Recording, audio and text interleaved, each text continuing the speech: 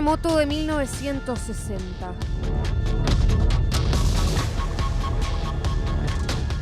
El terremoto de 2010.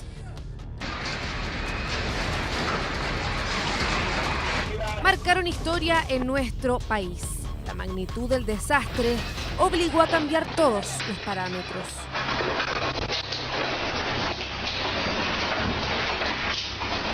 ¿Por qué en Chile los edificios dejaron de colapsar? ¿Por qué continúan estos desastres en otros países?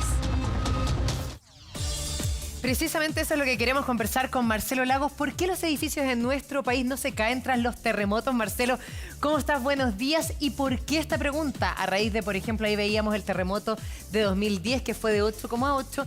No se cayeron solo uno, que ahí ya vamos a hablar puntualmente, pero vemos en Turquía, por ejemplo, que fue de 7,8 y se cayeron cientos de edificios. Sí, bueno, muy buenos días, Eduardo, Mari. Bueno, Buenos días. hay varios factores que influyen en por qué puede caer, colapsar una estructura. Chile claramente no hace noticia por ello, pero todo se puede analizar dependiendo del escenario, el evento, el tipo de terremoto y las características de la estructura. Pero antes de eso hay que destacar de que por fin se sacó a pasear al Cristo de Mayo, ¿cierto? Sí. Y probablemente muchos acá en la zona central lo miran con atención. Recuerden que ese evento del 13 de mayo de 1647, que hace noticia por la Quintrala, una buena mujer que aparece en nuestra historia, ¿cierto? Destaca que después de la destrucción casi absoluta de la zona central de Chile, y particularmente un Santiago inicial, donde estaba ciertamente El Cristo. la corona de espinas bajó y le quedó en el cuello. Pasó por la cabeza intacta y eso se consideró evidentemente un milagro que de alguna forma invita a que cada año hay que sacarlo ciertamente, porque si no podría ocurrir un terremoto. Esta vez lo sacaron, estuvo guardado durante la pandemia y por lo tanto eso nos podría liberar. No, señores, los terremotos pueden seguir ocurriendo. Pero explica un poquito más de eso. Ese terremoto es muy interesante porque tengan en cuenta de que es un terremoto que ocurre en la zona central de Chile. Es un terremoto distinto probablemente. Todo indica que no es el típico terremoto interplaca de costa con tsunami. Es un terremoto que no generó tsunami. Por lo tanto, uno podría deducir que es un evento interior, ¿cierto? Podría ser un evento intraplaca, eso se ha investigado, podría ser un evento asociado a algún tipo de falla activa interior. Independiente de ello, tiene que haber sido un evento muy intenso para el daño que generó en una época donde todo esto era castigo de Dios, ¿cierto? Claro, la única había explicación que conocimiento. teníamos en esa época se pensaba que la sismicidad eran gases internos de la Tierra y habían distintas hipótesis. Pasaron algunos años para que recién se comenzara a cuestionar el origen, ciertamente, de estos eventos que producen tanto daño en asentamientos humanos que no cumplen con estándares de diseño para convivir con este tipo de amenazas. Ahí tú acabas de decir algo interesante. Estándar de diseño. Algo tiene que haber pasado en algún momento en la historia de Chile que la norma de construcción permite que hoy día, cuando hay un terremoto importante, en general los edificios en Chile no se caen. Sí, claramente. Partamos de esto parte desde principios del siglo XX, 1928, la ley de urbanismo, la ordenanza general de urbanismo y construcciones, comienzan a aparecer las primeras señales e indicaciones de cómo construir para estos movimientos que afectan y se manifiestan en nuestros suelos y que han marcado la historia y la prehistoria de nuestro país. En 1928 el terremoto de Putú, el terremoto de Talca fue el puntapié inicial. Luego recuerden que vino el gran terremoto de 1939, el terremoto de Chillán, Chillán Viejo, Chillán Nuevo, ¿cierto?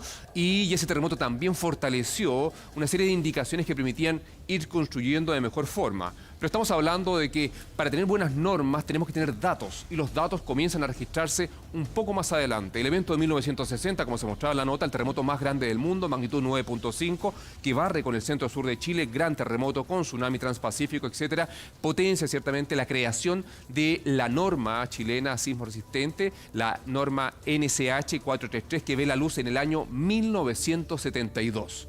¿Cierto? Y a partir de 1972 a la fecha, cada vez que han ocurrido grandes terremotos se ha ido mejorando, fortaleciendo, porque ahora hay datos registrados y con datos registrados empíricos, reales, en Chile, en territorio, tú puedes mejorar el rayado de cancha, las exigencias, y eso pasó con el terremoto de 1985, el 3 de marzo, ustedes estaban chiquititos probablemente, pasó también el 2010 y seguirá pasando. En este minuto justamente esta norma está en un proceso de actualización. A fines del año pasado 2022 se hicieron las últimas actualizaciones y esperamos que vea la luz prontamente. Pero Marcelo, nosotros que en general nos criticamos como país y todo, pocas veces uno se ve en cosas positivas que también hay que destacarlas. Y en nuestro país, efectivamente, de estos grandes terremotos no se caen los edificios. ¿Por qué se cae un edificio? Bueno, lo que vimos en Turquía, que mencionaba la nota, miles de estructuras, miles de edificios colapsaron. 100 y tantos No, colapsaron. de terror, es una pesadilla. Con Es 7,8, la imagínate. pesadilla de cualquier experto en cálculo, en diseño y construcción, pero también hoy día es inaceptable, ¿cierto? Uno podría decir que hoy día es inaceptable que estructuras colapsen, pero todo depende. Acá hay varios elementos que hay que meter en la ecuación. Primero que nada es que el terremoto de Turquía, en este caso, tuvo parámetros registrados instrumentalmente muy altos, incluso algunos nunca vistos en zonas urbanas. Intensidades, lo digo en simple, pero las aceleraciones registradas en instrumentos alcanzaron valores que si ocurrieran hoy día en Chile o en cualquier ciudad del mundo, el daño estructural habría sido sustantivo. Nadie está inmune a un escenario de esas características porque fue un evento independiente que fue un 7.8 y luego vino otro evento, un 7.5, pocas horas después. Su localización, sus características, el tipo de ruptura, todos los parámetros combinados hicieron que las estructuras fueran sometidas a esfuerzos sustantivos. Ese es un antecedente importante. Otro antecedente importante es que claramente, si bien Turquía en este caso tiene normas de diseño sismo resistente robustas, después del terremoto de 1999 que marcó ciertamente ese país, no necesariamente se implementaron, se fiscalizaron, se cumplieron y ahí hay temas de corrupción, hay temas que son constructos sociales, culturales que aumentan los niveles de vulnerabilidad. Y lo otro es que cuando pasa mucho tiempo, esa zona, particularmente de la falla de Anatolia Oriental, hacia el sur oriente de Turquía, no ocurría un evento hace más de un siglo. Y cuando pasa tiempo, generalmente somos sociedades que rápidamente olvidamos.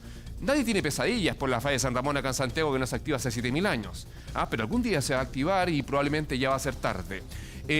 También pasó en México, recuerden lo que pasó en septiembre del 2017. Puebla, claramente, tuvimos el terremoto a principios de septiembre, un 8.2 en la falla de Tehuantepec, en la calma de Tehuantepec en la costa, y pocos días después rompe al interior un evento intraplaca. Y yo estuve recorriendo esa zona del sector de Roma, barrio, etcétera, las estructuras colapsadas, y era sorprendente ver tanta estructura colapsada. Y era interesante porque el terremoto, el 8.2 de principios de septiembre en México, implicó de que las autoridades revisaron gran parte de los edificios en México, en Ciudad de México, y certificando si cumplían o no, si estaban bien, y tenían incluso unos timbres que decía este edificio resiste, está bien construido, etcétera.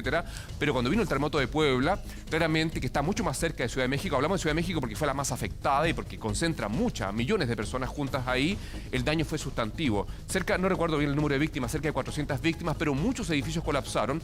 Y lo medular que hay que rescatar es que recuerden que en México gran parte de la ciudad está construida sobre un antiguo lago desecado, donde son suelos, la condición de sitio y las características del suelo son más, digamos, los inestables. La onda sísmica cuando viene se amplifica, se siente más intensa, y muchas estructuras, los diagnósticos que se hicieron posterior al terremoto explican que no se cumplieron con las normas, las exigencias. Gran parte de los cimientos de los nuevos edificios descansaban sobre cimientos antiguos de estructuras que ya habían colapsado en 1985. Recuerden que el terremoto de 1985 mató a más de 10.000 personas, lamentablemente, en México. Entonces, en la práctica, el terremoto no quiere matar a nadie. El terremoto no quiere, no es tu enemigo, ¿cierto? Sino que es la estructura. Y la estructura, el cómo se construye, las normas se construyen para lo que sabemos, no para lo que no sabemos. Probablemente si Turquía hubiera tenido gran parte de sus edificios cumpliendo con la norma que hoy día tiene Turquía, probablemente igual habrían caído edificios, porque lo que pasó en Turquía el 6 de febrero fue algo muy, muy intenso y por lo tanto hay que entender que somos sociedades que aprendemos de nuestros datos, aprendemos y vamos mejorando nuestras normas, pero tiene que pasar. Generalmente nuestras normas no están pensadas para el evento que no conocemos, están diseñadas para el evento que sabemos. Y en ese caso, Chile, como bien decías, Mari, tenemos una norma increíble, que es el historial de normas y decretos ahora, ¿cierto?, del diseño y construcción antisísmica, porque hemos sido tan permanentemente afectados por grandes terremotos, son tan recurrentes que hemos aprendido lecciones permanentemente. Y esto viene desde principios del siglo XX y se ha ido fortaleciendo hasta hoy día, y es por eso que hoy día, en general, nuestras estructuras no colapsan, pero tenemos tareas pendientes y se sigue avanzando en ello. Bueno, ahí atrás estamos viendo justamente uno de los edificios que sí colapsó. Ahora, hay una diferencia entre que el edificio caiga hacia abajo y la otra es que se asienta hacia un costado en términos ¿Están pensados de esa manera? ¿Sí? O sea, lo principal de nuestra norma vigente en este minuto es que la estructura en un peor escenario, en un gran evento, puede tener daño, pero no debe colapsar. Debe permitir que los habitantes de la estructura puedan salvarse. Pueden evacuar el lugar, claro. Salvarse. Y eso es increíble. Ahora, ¿cómo se interpreta eso? Las consecuencias del 2010 claramente hicieron fortalecer, afinar detalles, particularmente vinculados con el tipo de suelo, sondajes en profundidad 30 metros, una serie de elementos, los puentes. Recuerden que en Vespucio se cayó la carretera, en algunos lugares se cayó, en otros lugares no se cayó, había interpretaciones de las normas. En la práctica, todos esos detallitos se fueron mejorando, discutiendo por comités de expertos y expertas, y hoy día viene prontamente una actualización necesaria y urgente para nuestro país en estos temas. Pero claramente el foco está pensado en el gran terremoto, ese terremoto que ocurre en zona costera, el terremoto de subducción, que son los terremotos muy grandes y que las ondas se propagan en todas direcciones hacia zonas interiores, y en ese proceso de propagación también se atenúa la señal. Distinto es el terremoto que ocurre aquí, abajo de tus zapatos, donde la onda es muy frecuente, muy intensa, puede ser 7.8 como lo de Turquía, pero como es tan frecuente, es de alta frecuencia el movimiento y es tan superficial, el daño puede ser sustantivo. Pero hay algo que uno puede hacer, porque nosotros somos un país sísmico que, independiente que las construcciones en general sean súper sólidas y bien hechas, o sea, una especie de check que uno pudiera hacer, porque a mí me sorprendió mucho. Claro, me sorprendió mucho el año pasado en Miami, en una zona residencial súper pituca y todo, colapsó una parte de un edificio. ¿Se acuerdan cuando murieron personas y todo? Habían chilenos involucrados. Y habían chilenos involucrados, Algo. exactamente. Sí, Entonces uno dice, bueno, ¿cómo yo tengo que fiscalizar qué es la mantención y en qué cosas me tengo que dar cuenta a la hora de arrendar o de comprar un departamento? Ya, buen O punto. una casa. Bueno, primero que todo, toda edificación, dependiendo del año de construcción, tiene que cumplir con la normativa del momento cuando se construyó. Este edificio que está de fondo acá colapsó y se construyó con las normas que habían previas al terremoto del 27 de febrero de 2010. Y a partir de los aprendizajes, hoy día tenemos una nueva norma, independiente de los detalles que algún día van a explicar con precisión qué realmente fue lo que pasó, porque eso es un temazo. Pero, por ejemplo, si yo hoy día tengo que tomar una decisión informada, partamos de la base de lo que se ha dicho acá, que tenemos buenas normas. O sea, en Chile se sabe cómo construir para vivir y convivir con terremotos. Los terremotos en Chile no matan gente, lo que mata gente es la vivienda mal construida, mal mantenida, mal fiscalizada, estructuras abandonadas, el uso del adobe, el adobe mal mantenido, evidentemente. Ahora, sin embargo, hoy día claramente no es lo mismo habitar una estructura, un edificio, no sé, en el centro de Santiago histórico, que fue construido a principios del siglo XX, y que ha soportado muchos terremotos en esta zona y que todavía sigue en pie, pero a medio morir saltando. Vemos que hoy día grandes palacios, por ejemplo, en zonas del casco histórico de Santiago y otras ciudades de Chile, hoy día ya no cumplen ese rol. Hoy día se arrendan por pieza, están concentrados, incluso algunos son viviendas ocupa. En la práctica, evidentemente, el transcurso del tiempo hace que una estructura sea más vulnerable y a la posibilidad de colapso. Segundo, está el tema de cuándo fue construido el edificio. ¿En qué año? Dependiendo del año. No es lo mismo hoy día comprarte, no sé, un departamento hoy día que cumple con el estándar de la ley más actualizada en términos de exigencia a un edificio que fue construido antes del 2010 o antes de 1985 o antes de 1972. Son elementos que influyen, pero todo depende. Las torres de Tajamar, que son un monstruo, que yo una vez habité esas torres y traté de poner un cuadro solamente en la pared, y yo creo que todavía terminé en el hospital porque es imposible penetrarla por la cantidad de fierro y cemento que tiene, pero todo depende. También es importante entender el equipo humano, quiénes fueron los calculistas, quiénes fueron los ingenieros, quiénes fueron las ingenieras, porque nadie pone en duda la calidad de cada equipo, pero claramente es importante saber quién lo construyó, en qué año se construyó, etc. También está el tema del tipo de suelo, claramente. Ahora, todos estos elementos que digo, porque no es lo mismo habitar sobre suelos más consolidados que suelos menos consolidados, que es lo que pasó en Huechuraba, en Maipú, para el terremoto del 2010. Ciudad empresarial, ¿te acuerdas? Claro, justamente donde la señal se amplificó, y eso implicó que hoy día la actualización que viene de la norma de la NSH 433 actualizada, digámoslo así en simple, incorpora estas diferencias de estos tipos de suelos distintos. Y eso implica que la norma es más flexible y se adapta a las condiciones del sitio, cosa importante que quedó en evidencia el 2010.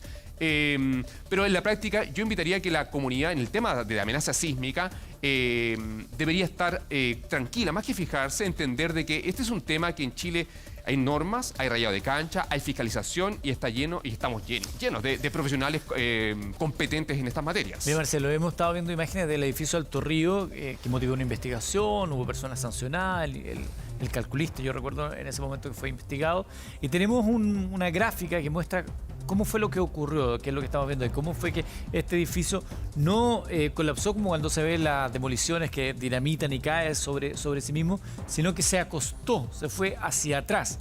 Lo que, no sé, que también permite que las personas, que se cae hacia abajo, el riesgo para las personas mayores Sí. que irse para el lado. Mira, la verdad es que acá hay varios elementos que juegan. Recuerden que este era un espacio que había aire, no eran estructuras que estaban todas... Claro, porque, no estaban por ejemplo, lo que pasó en una al México lado en del otro. 2017, una al lado de la otra, uno. Segundo, el cómo cae depende del movimiento y depende de la directividad. Y ese es un gran elemento que ha entrado en la investigación de este caso porque este edificio estaba localizado en un lugar donde se concentró particularmente mucha energía en un contexto donde algunos plantean de que, y estoy hablando de la causa, de la investigación y el juicio, porque este es un gran tema, es caso de estudio en clase, se dieron condiciones muy particulares que incluso no estaban en la normativa. El edificio cumplía con norma, por eso estaba construido. Pero es un tema que implica un conocimiento técnico y científico que probablemente en algún día vamos a ver qué específicamente pasó. Ahora, claramente como colapse, no es lo mismo que caiga el formato, como le llaman, cuando colapsa tipo... panqueque, torta de panqueque, donde todos los pisos colapsan uno sobre otro y sencillamente no hay posibilidad. Es muy poco probable que encuentres a un sobreviviente a que tenga el colapso que vimos acá, que evidentemente permitió que solamente tuviéramos cerca de, si no me equivoco, 8 víctimas, corríjanme, y algunos heridos graves. Sí, 8, confirmado. efectivamente. Pero ya, con la información que tenemos, ¿Ya? ¿esto crees tú que fue más bien la intensidad que se provocó justo en la tierra de ese edificio, más que problemas en su construcción entonces? Bueno, este es un caso que está analizado. Acá hay un juicio, hay una sentencia, investigación, claro. hubieron estudios del IBM, estudios de contraparte, estudios en Estados Unidos, y es un juicio, es un caso muy largo que en rigor terminó en una indemnización para los habitantes. Pero particularmente lo que yo destacaría es que gran parte de los problemas que se detectaron en el colapso de esta estructura han sido incorporados en la nueva normativa. Y eso quiere decir que para el futuro, lo que vendrá, debería saber convivir con este tipo de escenarios de mejor forma. Hay algo que señalaste que me llama la atención. Tendemos a comparar los terremotos por su magnitud, ¿no? Claro. Decimos el de Chile, el último fue 8,8, mira cómo quedamos nosotros, en cambio en otro lado fue 7,8 nomás. Sabemos que es una escala que no es un puntito más, sino que es bastante la intensidad más. Claro. Pero dices que no solamente es eso, más allá del nivel de construcción, de la calidad de construcción, también tiene que ver con la dirección, con el movimiento, con la intensidad. Mencionabas tú. ¿Cómo es eso de la intensidad distinto a la magnitud? Claro, y depende del tipo de terremoto, porque, por ejemplo, el ejemplo del terremoto de México que comentábamos recién es un terremoto interior, es un terremoto intraplaca, como el terremoto de Chillán.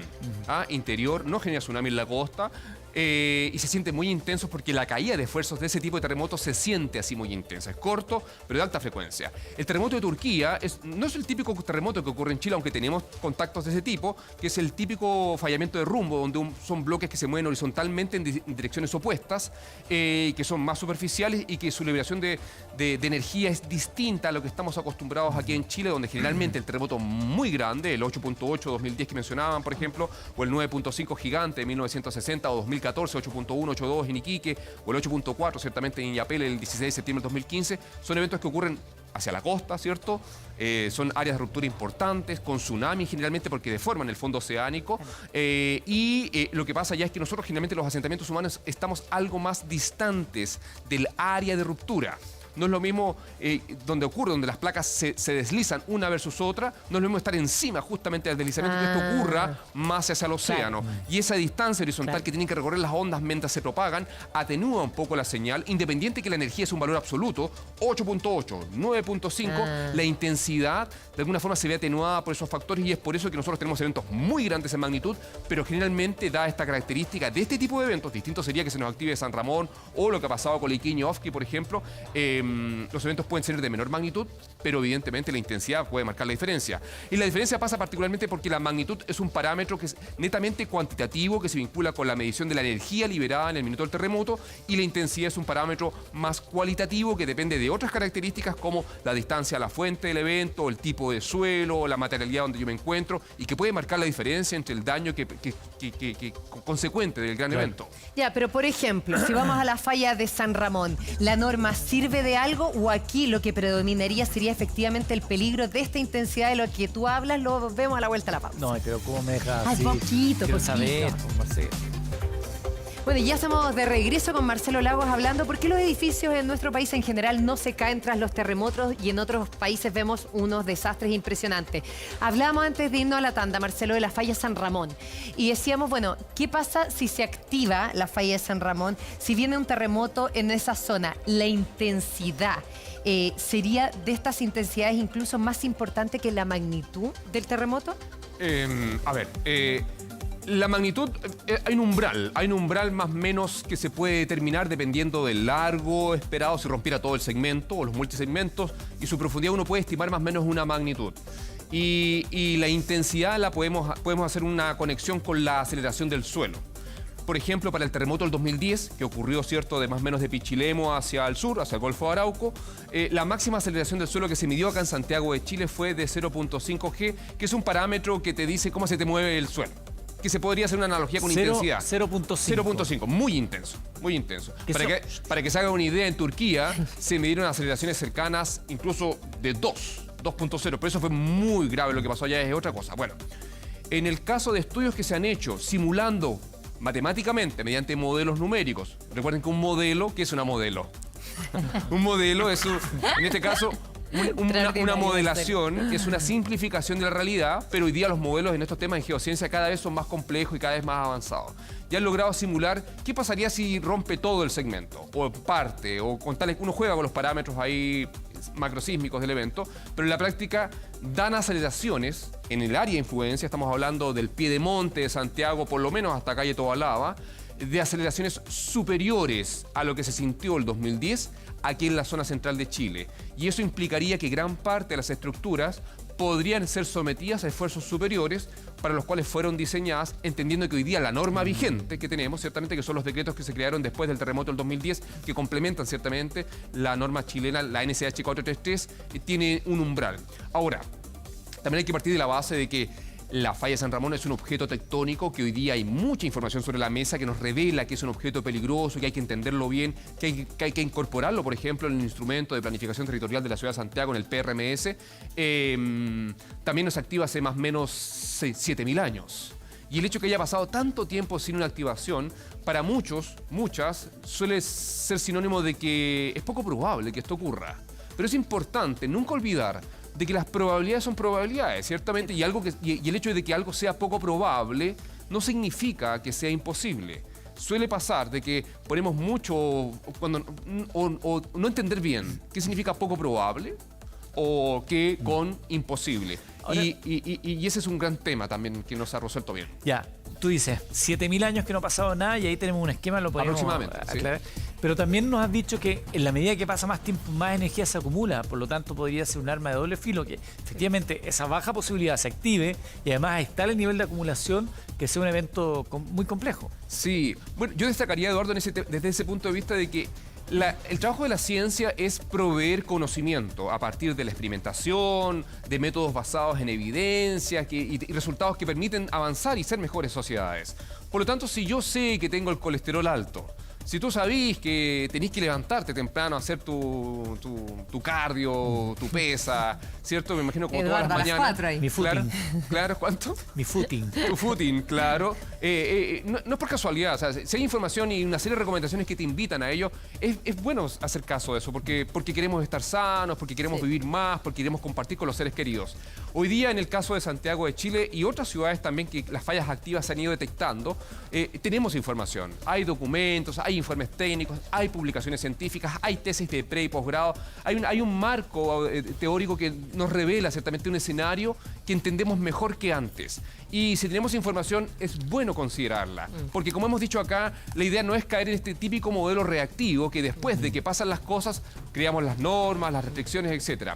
Ahora, esto no implica ser un talibán y prohibir absolutamente que nadie pueda acercarse a una zona donde hay una falla activa. Si el tema es cómo miramos, cómo lo están haciendo otros países del mundo que tienen fallas activas como Chile, y cómo conviven con esos escenarios. Y eso pasa, por ejemplo, en California, eso pasa, por ejemplo, en Japón y otras partes del mundo que tienen formas de habitar, que hay seguros comprometidos, que hay zonas de restricción al desarrollo urbano, que hay ciertas cosas que se pueden instalar, pero otras cosas que no. Por ejemplo, se mira con atención la instalación de algo crítico, como un hospital, pero sí podrían haber canchas de fútbol, de baby, de bicicleta, porque en la práctica se puede convivir. Pero porque... déjame preguntarte ahí, porque si fuera por eso, sí, claro, si nos pusiéramos talibán, prácticamente no tendríamos dónde vivir en Chile, porque somos un país fuertemente tectónico.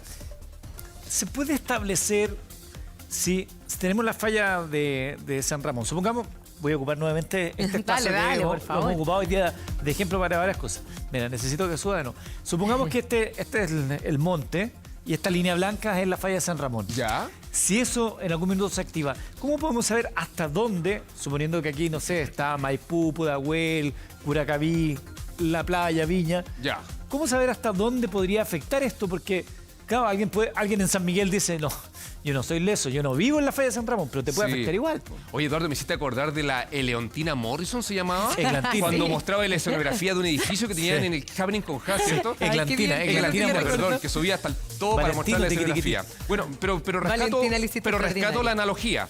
Miren, asumamos que esta parte elevada, esta diferencia de nivel, ¿cierto? Cambio de pendiente, es la falla. La falla no se ve, porque imaginen que se ha ido levantando el bloque andino, donde hay una universidad por acá arriba, Correcto. hay un templo. Cotamil. Como se ha ido levantando esto, esto se levanta porque es una falla inversa, ciertamente, donde el bloque andino sube y el bloque más hacia el valle desciende.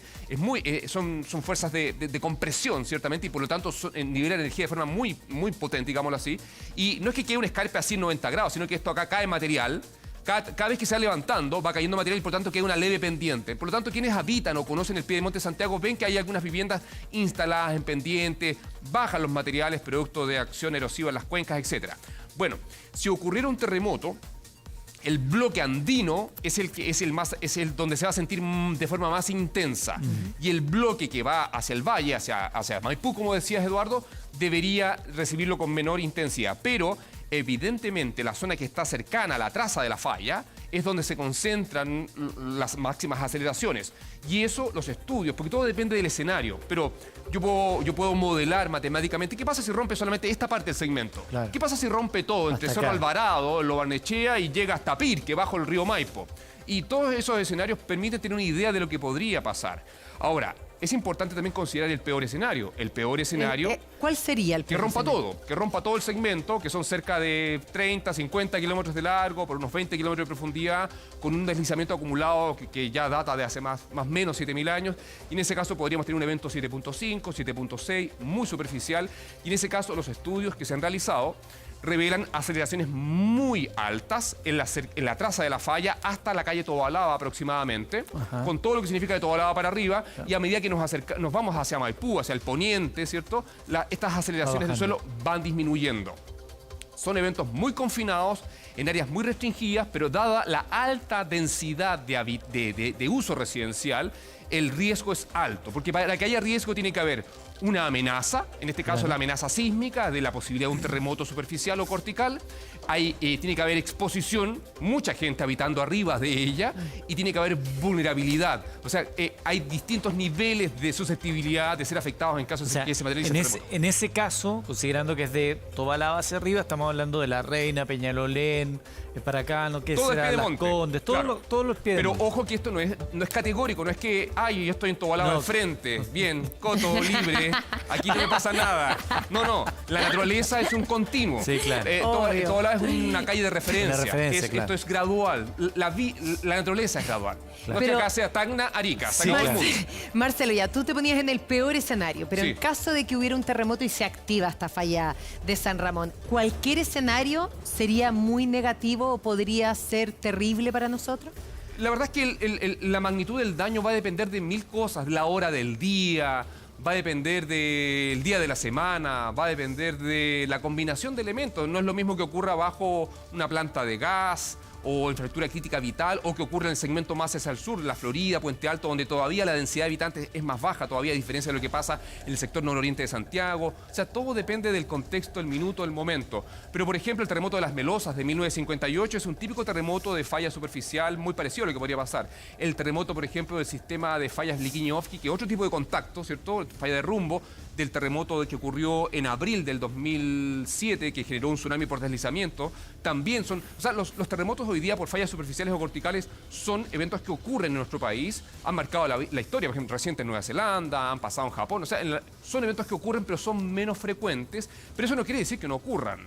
Y aquí, evidentemente, el tema no es alertar, sino que de alguna forma tener claro de que tenemos distintos escenarios. Un escenario es el gran evento que ocurre en la costa, 2010, 1960, 2015, 2014 Iquique, pero también debemos tener normas que incorporen los otros tipos de terremotos, porque así vamos a ir avanzando y siendo sociedades, evidentemente, que estamos preocupadas de todos los posibles escenarios. Vimos esta mañana en Clima Extremo, que la Mari se fascina con eso, vimos el volcán Popó, que está haciendo erupción. ¿Eso en México? En México. Ahí estamos viendo las imágenes del volcán Popó.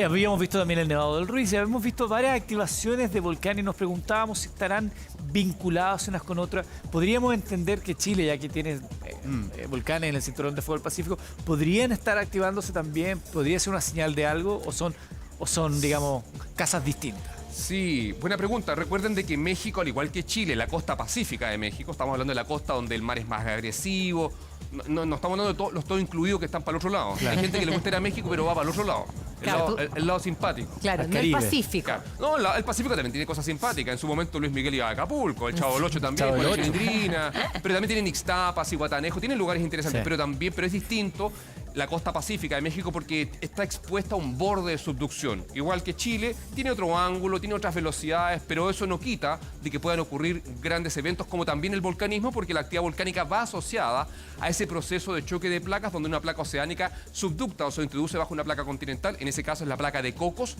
que interactúa con la placa norteamericana. En el caso de Chile es la placa de Nazca que interactúa con la placa sudamericana. Y como bien tú dices, Eduardo, son procesos distintos, no deberían estar conectados. Ahora, siempre digo esto, todo depende de la escala. Si lo miramos de cerca, evidentemente, es la interacción entre Cocos con la placa norteamericana. Pero si nos alejamos, ciertamente, y ponemos cámara rápida y miramos el planeta rápidamente, los terremotos, las erupciones volcánicas son todo una serie de procesos que nos revelan que nuestro querido planeta está absolutamente vivo, dinámico y que todavía no logramos entender que somos parte de este sistema y que no tendríamos desastres si entendiéramos de mejor forma dónde localizarnos, cómo convivir con estos procesos de la naturaleza absolutamente recurrentes. Cada vez que hay un desastre nos revela eso, que no entendemos. Nos creemos como que nosotros aparecimos y estamos poco menos que en el Edén. Pero entonces, por lo que tú dices, ¿es bueno de alguna manera que los volcanes hagan erupción?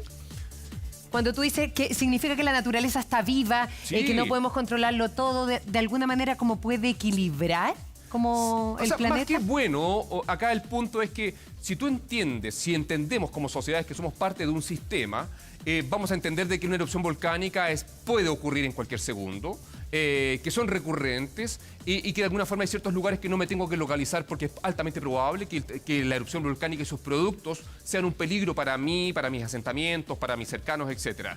Como no entendemos que somos parte de un sistema, nos sentimos que estamos en una nave espacial, nos ponemos donde creemos. Total, somos acá el hombre, Aquí te la ciertamente. traigo, Peter. Acá viene el hombre con su camioneta, con su antropoceno y sus rocas, y yo te pongo un enrocado y te tiro el flujo para el lado. En la práctica, lo que ha pasado en la historia de la humanidad hasta hoy día es que la naturaleza nos revela que necesitamos comprenderla de mejor, y por eso gran parte de las soluciones hoy día para convivir con procesos como estos son basadas en la naturaleza. Eso. Tú decías que son elementos que están dentro de una misma, digamos, de un mismo libro, ¿no? La tectónica genera también los volcanes.